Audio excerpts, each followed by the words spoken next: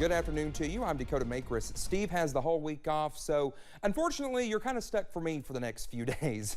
Hope y'all are having a good Monday afternoon. Well, after dealing with rain earlier this month, we are seeing nice weather at the moment, and it's so nice, we already wanted to check in with meteorologist Evan Hatter for a look at our forecast. Evan. Yes, Dakota, scaring the viewers right off the bat here at the 4 o'clock newscast. Good afternoon to you as well.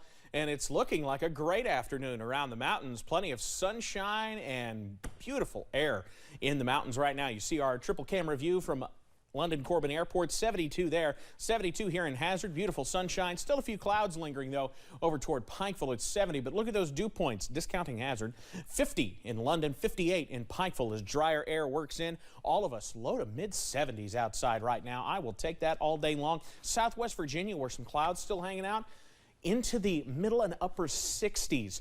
Dew points, I think Hazard's an anomaly here. I think Hazard's a little too high. Most of us are feeling those dew points in the 50s, not just near 60 as we scour that air out in the eastern part of the area, but we're starting to see those low 50s, which means gorgeous conditions working in. Pinpoint Doppler, we've seen a couple of downpours across parts of Southwest Virginia, but that's really about it. We'll continue to watch the last of the clouds push out of the region, and we still do have low pressure off to our north, but I don't think it's going to impact our weather too much other than throwing a few clouds our way.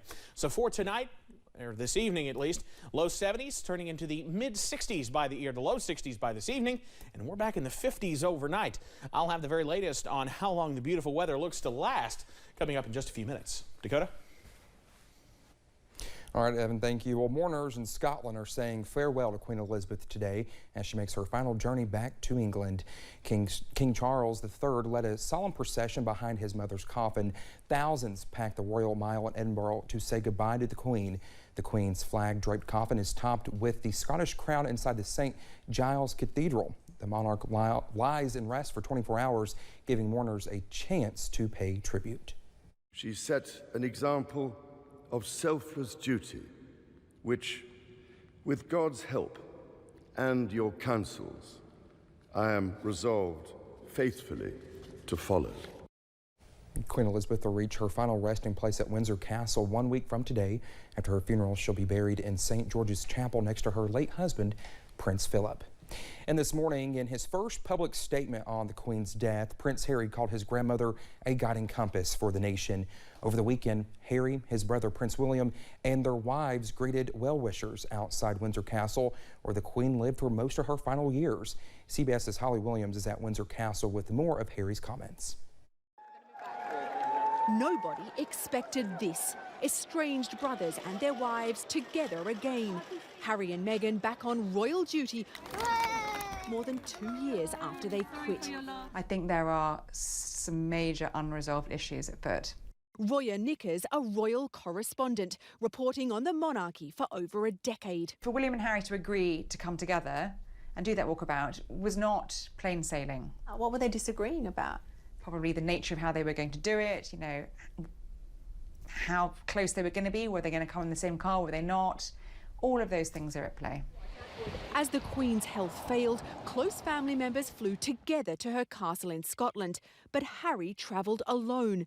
And while representatives initially said Meghan would accompany him, in the end she didn't go. Reportedly because the royal family told the couple they wanted to limit numbers. Kate also stayed at home. In his first address to the nation as monarch, King Charles seemed to offer an olive branch. I want also to express my love for Harry and Meghan as they continue to build their lives overseas. But he also highlighted the brothers' divergent paths, promoting William and Kate to the roles of Prince and Princess of Wales.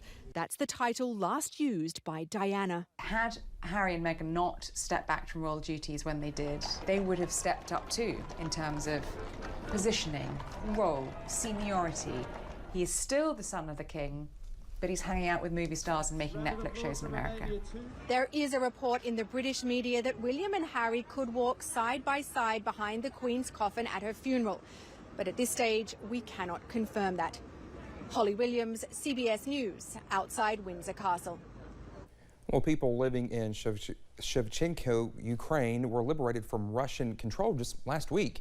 As Ukrainian military traveled through town Monday, those in the area waved and greeted them. One woman stopped each vehicle as it passed by and handed loaves of bread to the troops.